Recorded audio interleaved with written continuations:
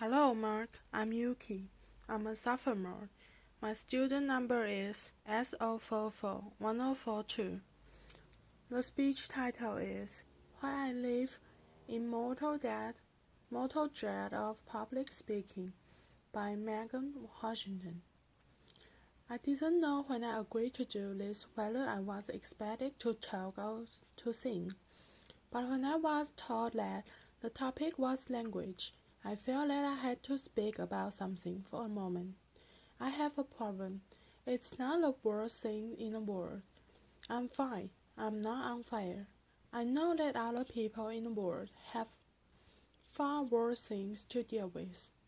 But for me, language and music are inextricably linked through this one thing.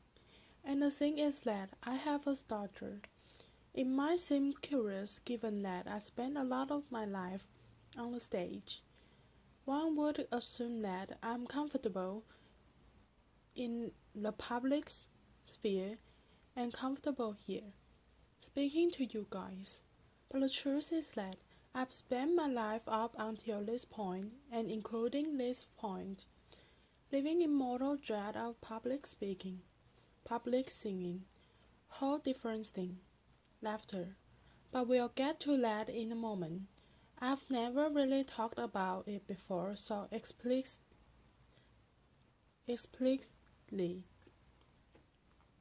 I think that that's because I've always lived in hope that when I was a grown up, I wouldn't have one.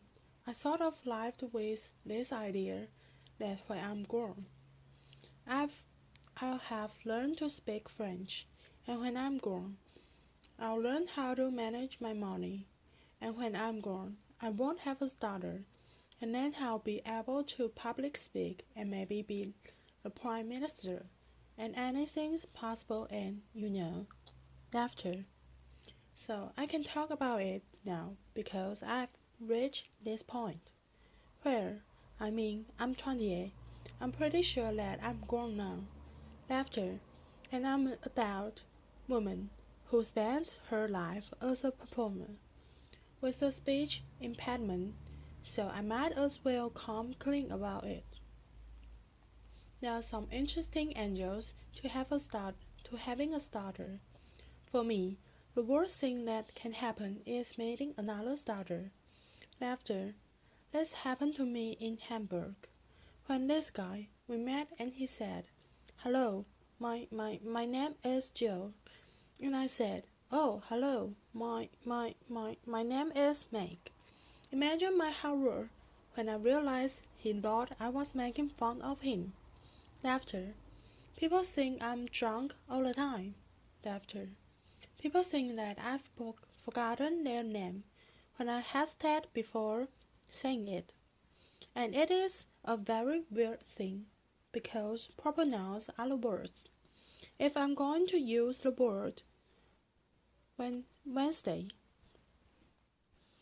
in a sentence, and I'm comes up to the word, and I can feel that I'm going to stutter or something, I can change the word to tomorrow, or the day after Tuesday, or something else.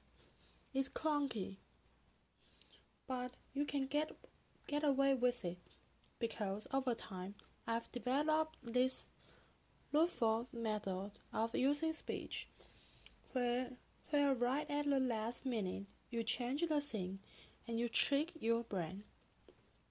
But with people's names, you can't change them. Laughter. When I was singing a lot of jazz, I worked a lot with a pianist whose name was Steve.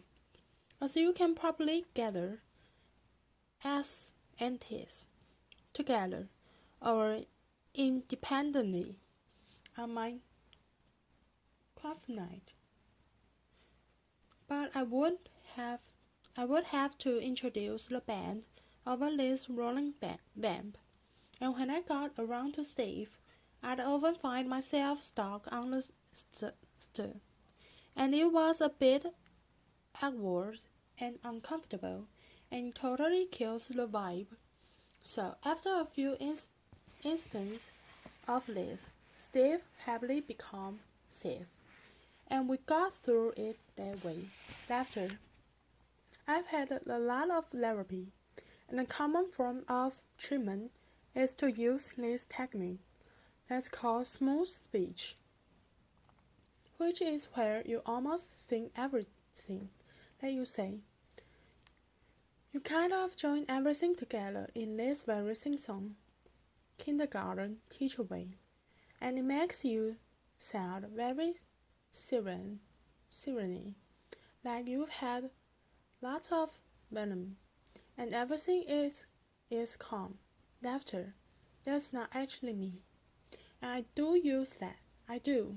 I use it when I have to be on panel show, or when I have to do radio interviews, when the economy of airtime is paramount. Laughter. I got through it that way for my job, but as an artist who feels that their work is best solely on a platform of honesty and being real, that feels often like cheating. Which is why before I sing, I want to tell you what singing means to me.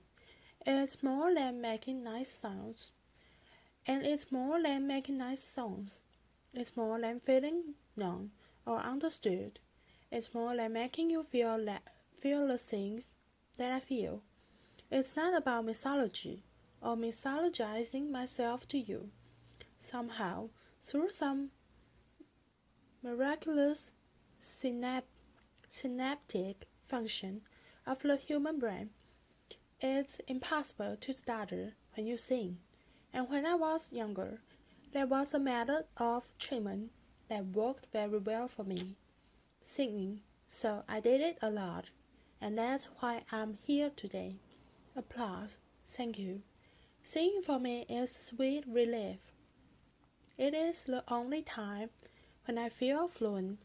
It is the only time when what comes out of my mouth is comprehensively exactly what I intended. Laughter. So I know that this is a TED Talk, but now I'm going to TED Sing. This is a song that I wrote last year. Thank you very much. Thank you. Applause. Piano. I would be a beauty, but my nose is slightly too big for my face. I would be the dreamer, but my dream is slightly too big for this space, and I would be an angel, but my halo is pales in the glow of your grace. I would be the joker, but that card looks silly when you play. Your ace, I'd like to know, are there stars in hell?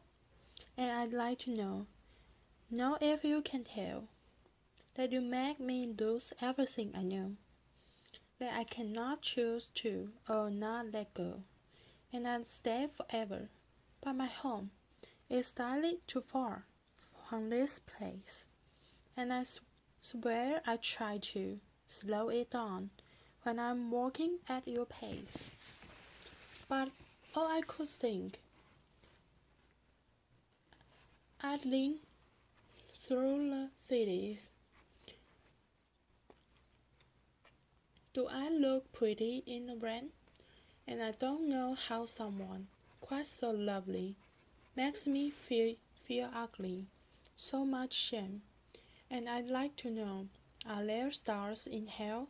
And I'd like to know if you can tell, that you make me lose everything I know, that I cannot choose to or not let go.